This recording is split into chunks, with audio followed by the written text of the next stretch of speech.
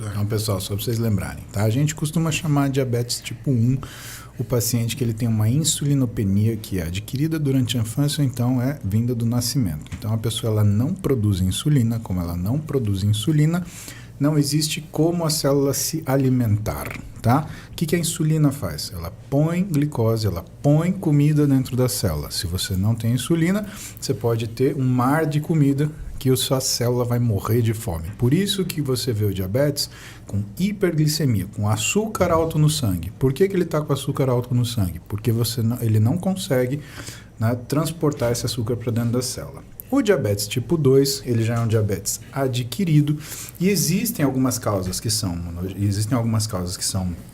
de herança genética e existem algumas causas que são por conta de rotina, por conta de costume alimentar. Então, a gente hoje olha, inclusive, a obesidade associada ao diabetes, chama de diabesidade. Né? Por quê? Porque ele acaba vindo junto com a obesidade dentro das coisas ruins que ela acontece. E quando você tem essa dificuldade, né, de colocar açúcar dentro da célula, o que começa a se estabelecer? A mesma relação do diabetes tipo 1. Só que no diabetes tipo 2, o que existe é uma alta resistência periférica à insulina. Ou seja, essa pessoa produz insulina, porém, ela não consegue colocar essa insulina dentro da célula porque a relação de insulina que ela produz para o efeito que essa insulina tem, ele é muito pequeno. Por que acontece isso? Bom, uma das razões importantes é que toda vez que você produz insulina, você produz uma enzima que chama SOX3, né? E essa enzima ela inativa o receptor de tirosinoquinase. O que é isso?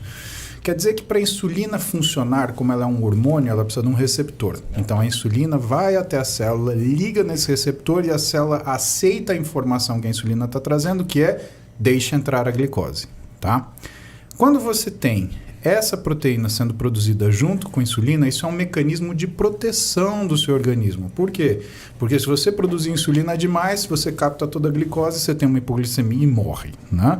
Então, para isso não acontecer, você tem, por exemplo, a produção dessa enzima que regula o receptor de insulina. Só que para as pessoas que desenvolvem resistência periférica à insulina, elas têm uma produção muito eficiente dessa molécula. E aí o que acontece? Ela começa a inativar os receptores periféricos de insulina, fazendo com que ela não tenha efeito. Então você tem uma pessoa que tem uma alta glicose no sangue e uma alta insulina no sangue.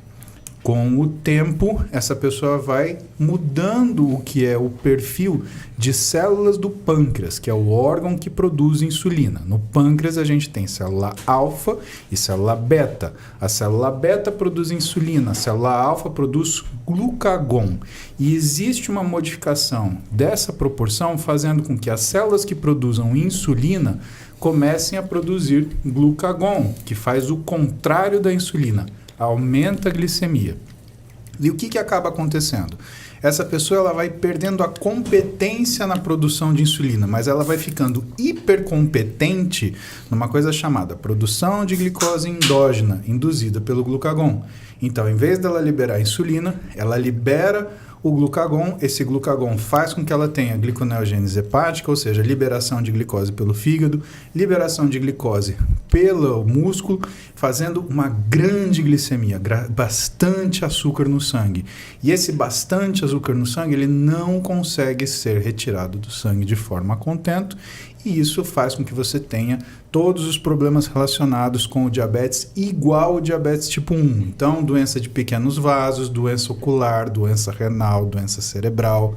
Você tenha um risco aumentado de doença cardiovascular e tudo que faz com que o diabetes descontrolado, tipo 1 ou tipo 2, culmine sendo uma doença de alta morbidade no Brasil. Primeiro, pela dificuldade de acesso à medicação. Segundo, pela falta de educação nutricional da população e do doente. Então vamos lá, uma pergunta. Comer açúcar em excesso, risco de diabetes? Se for uma rotina, sim, desde que também, aí o Felipe complementa para mim, se a dieta for uma dieta hipercalórica. Se for uma dieta hipocalórica, o açúcar em excesso ele pode criar uma situação que chama aumento da variabilidade glicêmica, que vai fazer com que esse cara tenha facilidade para engordar, tenha facilidade para ter hipoglicemia, tenha dificuldade de ter força. Digamos que a dieta não seja hipercalórica, mas a pessoa tem o hábito de ficar comendo só açúcar. Isso é doce comum. disso, doce daquilo outro. As pessoas, elas ligam muito o açúcar simples com o diabetes. Isso tem uma ligação? Isso tem uma ligação, por quê? Porque você vai produzir grandes quantidades de insulina de forma repentina. E quando você faz isso, você produz, por exemplo, essa enzima que inativa o receptor de tirosina quinase. Aonde que está o pulo do gato? O receptor de leptina é um hormônio produzido no nosso trato gastrointestinal, na nossa gordura, que regula a nossa saciedade, que regula a nossa fome, tá? E quando você tem uma perda de gordura, esse hormônio ele cai fisiologicamente. Só que quando você tem um aumento de gordura, esse hormônio ele aumenta fisiologicamente. Porém, quando a insulina é produzida e ela produz essa molécula SOX3, o receptor de leptina também é um receptor baseado em tirosina-quinase. Então, o que vai acontecer? A pessoa começa a desenvolver uma resistência à leptina. O que quer dizer isso, Renato? Quer dizer que a pessoa não vai ter mais saciedade. E aí ela faz uma resistência à leptina. Então, se você dosar a leptina dela, está nas alturas. E aí, o que você está criando? Você está criando uma pessoa que não se sacia. Então, é aquela pessoa que começa como uma, entre aspas, uma comedora de açúcar e, de repente, passa como uma comedora insaciável. E aí a coisa fica complicada.